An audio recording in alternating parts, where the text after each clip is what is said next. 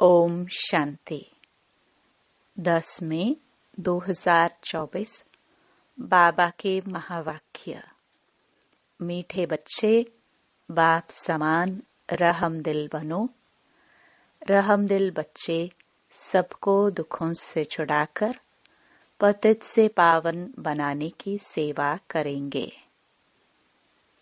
प्रश्न: सारी दुनिया की मांग क्या है जो बाप के सिवाय कोई पूरी नहीं कर सकता? उत्तर: सारी दुनिया की मांग है शांति और सुख मिले। सभी बच्चों की पुकार सुनकर बाप आते हैं। बाबा बेहद का है, इसलिए उसे बहुत फुरना है कि मेरे बच्चे कैसे दुखी से सुखी बने। बाबा कहते, बच्चे, पुरानी दुनिया भी मेरी है, मेरे ही सब बच्चे हैं। मैं आया हूँ सबको दुखों से छुड़ाने। मैं सारी दुनिया का मालिक हूँ। इसे मुझे ही पतित से पावन बनाना है। ओम शांति। बाप पावन बना रहे हैं बच्चों को, तो जरूर बाप से प्यार चाहिए। भल भाइयों का आपस में प्यार तो ठीक है। एक बाप के सब बच्चे आपस में भाई भाई हैं, परंतु पावन बनाने वाला एक बाप ही है। इसलिए सब बच्चों का लव एक बाप में ही चला जाता है। बाप कहते हैं, बच्चों, मामेकम याद करो। यह तो ठीक है, तुम भाई भाई हो तो जरूर क्षीर खंड ही होंगे। एक बाप के बच्चे हो। आत्मा में ही इतना प्यार है। जबकि देवताई पद प्राप्त करते हो तो आपस में बहुत ही प्यार होना चाहिए। हम भाई भाई बनते हैं, बाप से वर्षा लेते हैं। बाप आकर सिखलाते हैं। जो समझाने वाले होते हैं वह समझते हैं यह स्कूल व बड़ी यूनिवर्सिटी है। बाप सबको दृष्टि देते हैं व याद करते हैं। बेहद के बाप को सारी दुनिया के मनुष्य मात्र सभी आत्माएं याद करती हैं। बाप की ही सारी दुनिया है, नई व पुरानी। नई दुनिया बाप की है तो पुरानी नहीं है क्या? बाप ही सभी को पावन बनाते हैं। पुरानी दुनिया भी मेरी है। सारी दुनिया का मालिक मैं ही हूँ।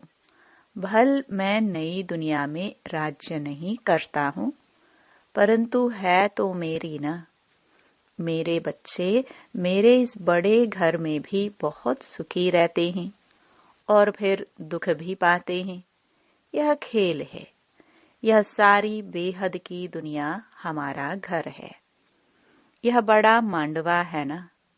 बाप जानते हैं सारे घर में हमारे बच्चे हैं।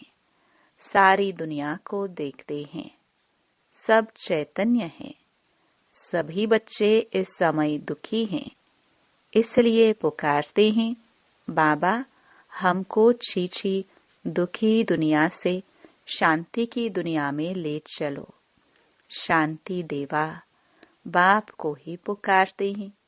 देवताओं को तो कह ना सके। सबका वह एक बाप है। उनको सारी सृष्टि का फुरना रहता है। बेहद का घर है। बाप जानते हैं इस बेहद घर में इस समय सब दुखी हैं, इसलिए कहते हैं, शांति देवा, सुख देवा। दो चीजें मांगते हैं ना।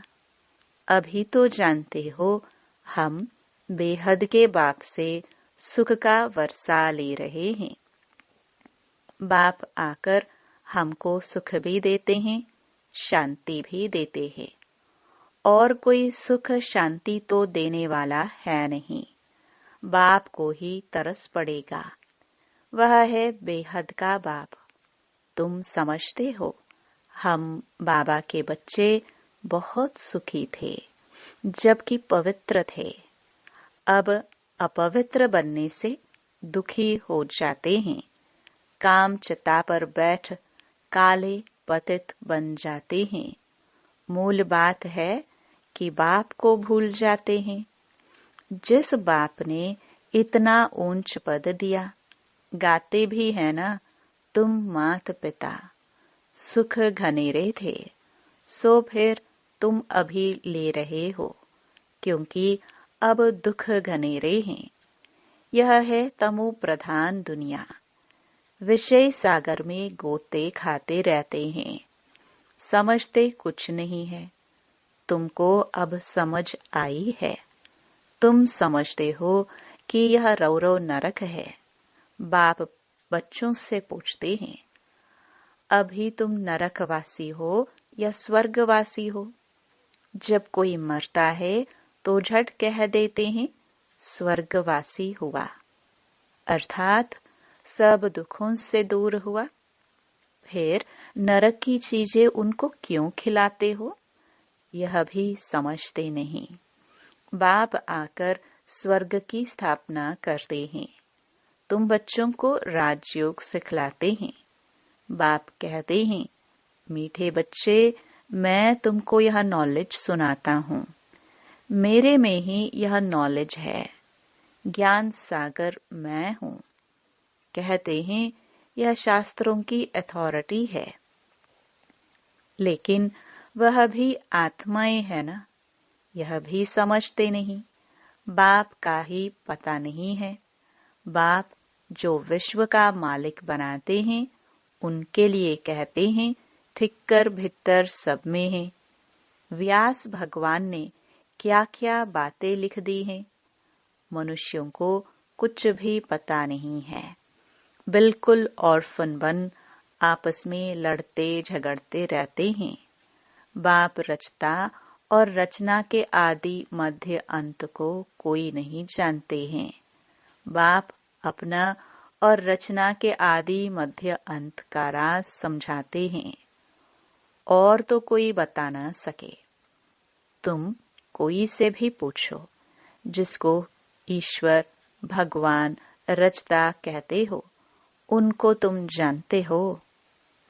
क्या ठिक्कर भित्तर में ईश्वर कहना ही जानना है? पहले अपने को तो समझो।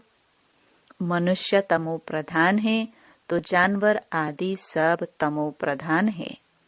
मनुष्य सतो प्रधान है तो सब सुखी बन जाते हैं।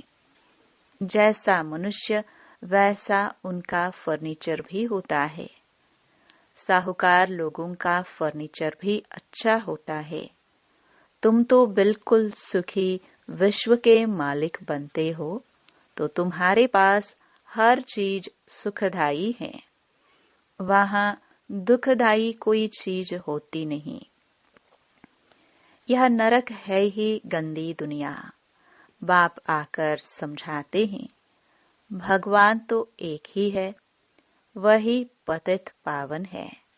स्वर्ग की स्थापना करते हैं। देवताओं की महिमा भी गाते हैं, सर्वगुण संपन्न। मंदिरों में जाकर देवताओं की उपमा अपनी निंदा करते हैं, क्योंकि सभी भ्रष्टाचारी हैं। श्रेष्ठाचारी स्वर्गवासी तो यह लक्ष्मी नारायण हैं, जिनकी सब पूजा करते हैं। सन्यासी भी करते हैं। सतयुग में ऐसे नहीं होता। तुम्हारा सन्यास है बेहद का। बेहद का बाप आकर बेहद का सन्यास कराते हैं। वह है हठ योग, हद का सन्यास। वह धर्म ही दूसरा है। बाप कहते हैं, तुम अपने धर्मों को भूल कितने धर्मों में घुस पड़े हो। अपने भारत का नाम ही हिंदुस्तान रख दिया है और फिर हिंदू धर्म कह दिया है। वास्तव में हिंदू धर्म तो कोई ने स्थापना ही नहीं किया है। मुख्य धर्म है ही 4, देवी देवता इस्लामी, बौद्धी और क्रिश्चियन। तुम जानते हो यह सारी दुनिया आइलैंड है। इसमें रावण का राज्य है। रावण देखा है, जिनको घड़ी घड़ी जलाते हैं, यह सबसे पुराना दुश्मन है। यह भी समझते नहीं कि हम क्यों जलाते हैं। समझ चाहिए ना, यह कौन है, कब से जलाते आए हैं। समझते हैं परंपरा से। अरे उनका भी कोई हिसाब तो चाहिए ना। तुमको कोई जानते ही नहीं। तुम हो ब्रह्मा के बच्चे। तुमसे कोई पूछे तुम किसके बच्चे हो? अरे हम ब्रह्मा कुमार कुमारियां हैं तो उनके बच्चे ठहरे ना। ब्रह्मा किसका बच्चा? शिव बाबा का। हम उनके पोत्रे ठहरे। सभी आत्माएं उनके बच्चे हैं। फिर शरीर में पहले ब्राह्मण बनते हैं। प्रजापिता ब्रह्मा है ना। इतनी प्रजा कैसे रचते हैं, यह तुम जानते हो। यह एडिशन है। शिव बाबा एडॉप्ट करते हैं ब्रह्मा द्वारा। मेला भी लगता है। वास्तव में मेला वहां लगना चाहिए जहां ब्रह्मपुत्रा बड़ी नदी सागर में जाकर मिलती है। उस संगम पर मेला लगना चाहिए। यह मेला यहाँ है। ब्रह्मा बैठा है। तुम जानते हो, बाप भी है और बड़ी मम्मा भी तो यह है। परंतु मेल है, इसलिए मम्मा को मुकर्रर किया जाता है कि तुम इन माताओं को संभालो। बाप कहते हैं, मैं तुमको सदगति देता हूँ। तुम जानते हो, यह देवताएं हैं डबल अहिंसक, क्योंकि वहां रावण होता ही नहीं। भक्ति से होती है रात, ज्ञान से दिन। ज्ञान सागर एक बाप ही है। उनके लिए फिर कह देते हैं सर्वव्यापी। बाप ही आकर यह समझाते हैं और बच्चों को ही समझाते हैं। शिव भगवानुवाच है ना। शिव जयंती मनाते हैं तो जरूर कोई आते हैं, कहते हैं मुझे प्रकृति का आधार लेना पड़ता है। मैं कोई छोटे बच्चे का आधार नहीं लेता हूँ। श्री कृष्ण तो बच्चा है ना। मैं तो उनके बहुत जन्मों के अंत में सो भी वानप्रस्थ अवस्था में प्रवेश करता हूँ। वानप्रस्थ अवस्था के बाद ही मनुष्य भगवान को सिमरन करते हैं, परंतु भगवान को यथार्थ कोई भी जानते नहीं। तब बाप कहते हैं यदा यदा ही। मैं भारत में ही आता हूँ। भारत की महिमा अपरम अपार है। मनुष्यों को देह का अहंकार देखो कितना है। मैं फलाना हूँ, यह हूँ। अब बाप आकर तुमको देही अभिमानी बनाते हैं। मीठे मीठे रूहानी बच्चों को रूहानी बाप बैठ ज्ञान के सब राज बताते हैं। यह है पुरानी दुनिया। सतयुग है नई दुनिया। सतयुग में आदि सनातन देवी देवता धर्म ही था। 5000 वर्ष की बात है। शास्त्रों में फिर व्यास ने लिख दिया है, कल्प की आयु लाखों हजारों वर्ष है। वास्तव में है 5000 वर्ष का कल्प। मनुष्य बिल्कुल अज्ञान की कुंभकर्ण की नींद में सोए पड़े हैं। अभी तुम्हारी यह बातें कोई नया सुनेगा तो समझ नहीं सकेगा।